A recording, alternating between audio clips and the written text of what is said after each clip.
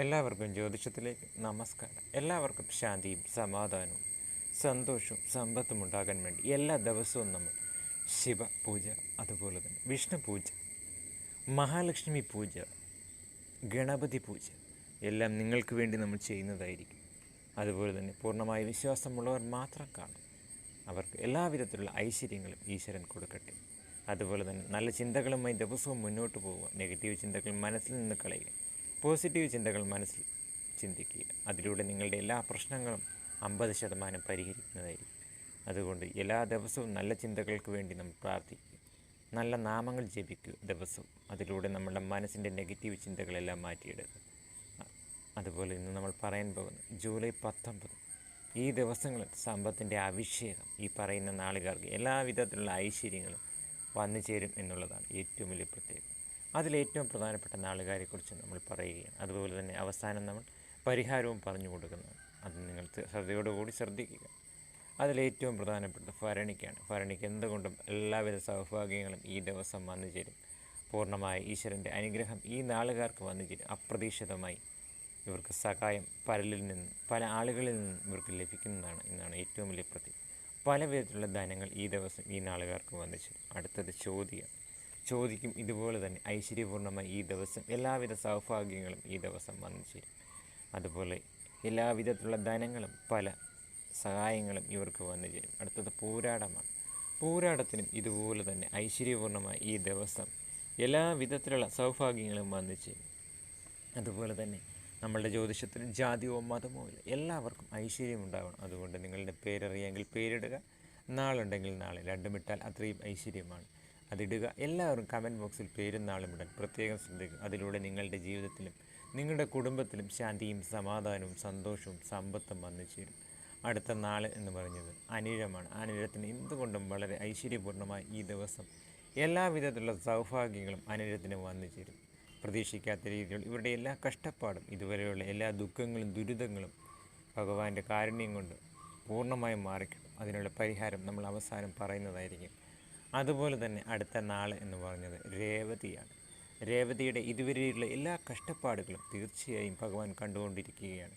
അതിലൊരു അവസാനമുണ്ടാകും. അതിൽ നിങ്ങൾ പൂർണ്ണമായ വിശ്വാസത്തോടു കൂടി ഇതിൻ്റെ പരിഹാരം ചെയ്യുക. നിങ്ങൾക്കതിൻ്റെ ഐശ്വര്യം ഉണ്ടാകും. അത് നമ്മൾ അവസാനം പറയുന്നതായിരിക്കും. അടുത്തത് ആയില്യമാണ്.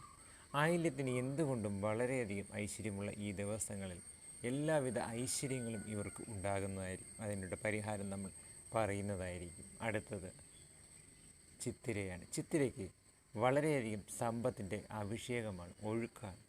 എന്തുകൊണ്ടും പ്രതീക്ഷിക്കാത്ത രീതിയിലുള്ള ഐശ്വര്യങ്ങൾ ഈ നാളുകാർക്ക് വന്നു ചേരും. എല്ലാവിധ സൗഭാഗ്യങ്ങളും ഭഗവാൻ കൊടുക്കും. അതുപോലെ തന്നെ ഈ പറഞ്ഞ നാളുകാർക്കെല്ലാം പൂർണ്ണമായും ഐശ്വര്യങ്ങൾ വന്നു ചേരുമെങ്കിൽ പരിഹാരം ചെയ്യേണ്ടിയിരിക്കും. അതിലേറ്റവും പ്രധാനപ്പെട്ടത് ചെയ്യുക എന്നുള്ളതാണ്. അടുത്തുള്ള ശിവൻ്റെ ക്ഷേത്രത്തിൽ പോവുകയും അവിടെ പരിഹാരം ചെയ്യുകയുമാണെങ്കിൽ നിങ്ങൾക്ക് എല്ലാവിധ പരിഹാരങ്ങളും മാറും. എല്ലാത്തിനും ഉപരിയായി നിങ്ങളുടെ വീട്ടിൽ ആദ്യം നെയ് വിളക്ക് കത്തിക്കാൻ പ്രത്യേകം ശ്രദ്ധിക്കണം. ഈ ദിവസങ്ങളിൽ നെയ് വിളക്ക് കത്തിച്ചു നോക്കും. അതിൻ്റേതായ എനർജി മൈൻഡ് പോസിറ്റീവ് ആവുകയും നമ്മുടെ പ്രവൃത്തി എന്ത് ചെയ്താലും നമ്മൾക്ക് പൂർണ്ണമായും വിജയം ഉണ്ടാവുകയും ചെയ്യും. നെയ് വിളക്കിന് അതിൻ്റേതായ ഗുണങ്ങളുണ്ട്. അത് ചെയ്തതിലൂടെ എല്ലാവർക്കും മനസ്സിനും ശരീരത്തിനും ഊർജ്ജമുണ്ടാവുകയും നമ്മൾ രോഗങ്ങളിൽ നിന്ന് മുക്തി ലഭിക്കുകയും എല്ലാം നല്ല ഐശ്വര്യപൂർണ്ണം. നെയ്ക്ക് അതിൻ്റേതായ ഗുണങ്ങളാണ്. അതുകൊണ്ട് ഏറ്റവും നല്ലത് വിളക്ക് കത്തിക്കാൻ നെയ് വിളക്കാണ്. നെയ് വെച്ച് വിളക്ക് കത്തിച്ചു നോക്കും. ആ ഭവനങ്ങളിൽ എപ്പോഴും ശാന്തിയും സമാധാനവും സമ്പത്തും എപ്പോഴും വന്നു ചേരുകയും മഹാലക്ഷ്മിയുടെ അനുഗ്രഹം ഉണ്ടാവുകയും ചെയ്യും. അതുപോലെ തന്നെ ഈ പറയുന്ന നാളുകൾ ശ്രദ്ധയോടുകൂടി ചെയ്യുക.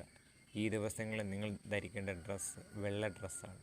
അത് തന്നെ നിങ്ങൾക്ക് 50% പോസിറ്റീവ് എനർജി വന്നു കഴിഞ്ഞു എന്നുള്ളതാണ്. അത് തന്നെ ഏറ്റവും വലിയ ഗുണമായി മാറും. ഈ പറയുന്ന എല്ലാ നാളുകാരും വെള്ള ഡ്രസ്സ് ധരിക്കുക. നിങ്ങളുടെ എല്ലാ പ്രശ്നങ്ങളും മാറിക്കിട്ടും. ഏറ്റവും വലിയ സാധ്യതയാണ്. അതുകൊണ്ട് വെള്ള ഡ്രസ്സ് ധരിക്കുകയും ശിവൻ്റെ ക്ഷേത്രങ്ങളിൽ പോകാൻ പ്രത്യേകം ശ്രദ്ധിക്കണം. അതും വളരെയധികം ഗുണകരമാണ്. അവിടെ ചെയ്യേണ്ട പൂജകളും വളരെ പ്രധാനപ്പെട്ടതാണ്, ഏറ്റവും വലുതാണ്. അതിനേറ്റവും പ്രധാനപ്പെട്ടത് 2 കൂവളത്ത് മാലയായാലും മതി. അത് ശിവക്ഷേത്രത്തിൽ നിങ്ങൾ കൊടുക്കുക എന്നുള്ളതാണ്. 2 എണ്ണം കൊടുക്കും. അതിലൂടെ നിങ്ങളുടെ എന്തെങ്കിലും തടസ്സങ്ങളുണ്ടെങ്കിൽ പൂർണ്ണമായും മാറുകയും എന്നുള്ളതാണ്. ഈ പറയുന്ന ദിവസങ്ങളിൽ തന്നെ നിങ്ങൾ കൊടുക്കണം. പൂർണ്ണമായ മനസ്സോടുകൂടി കൊടുക്കുക. അതുപോലെ തന്നെ നിങ്ങൾക്ക് ധനത്തിന് കുറവ് വരികയാണെങ്കിൽ പ്രധാനമായും നിങ്ങൾ ദാനങ്ങൾ ചെയ്യുക, നിങ്ങളെ കൊണ്ട് ഒക്കുന്ന രീതിയിൽ ചെയ്യുക. അതിലൂടെയും നിങ്ങളുടെ പ്രശ്നങ്ങൾ കുറേയൊക്കെ പരിഹരിക്കാൻ സാധിക്കും. എല്ലാവർക്കും ഐശ്വര്യപൂർണ്ണമായ ഒരു ദിവസം ഉണ്ടാകട്ടെ. കമൻറ്റ് ബോക്സിൽ പേരെന്നാളിവിടെ പ്രത്യേകം ശ്രദ്ധിക്കുക. എല്ലാവർക്കും ഐശ്വര്യമുണ്ടാവട്ടെ. നന്ദി, നമസ്കാരം.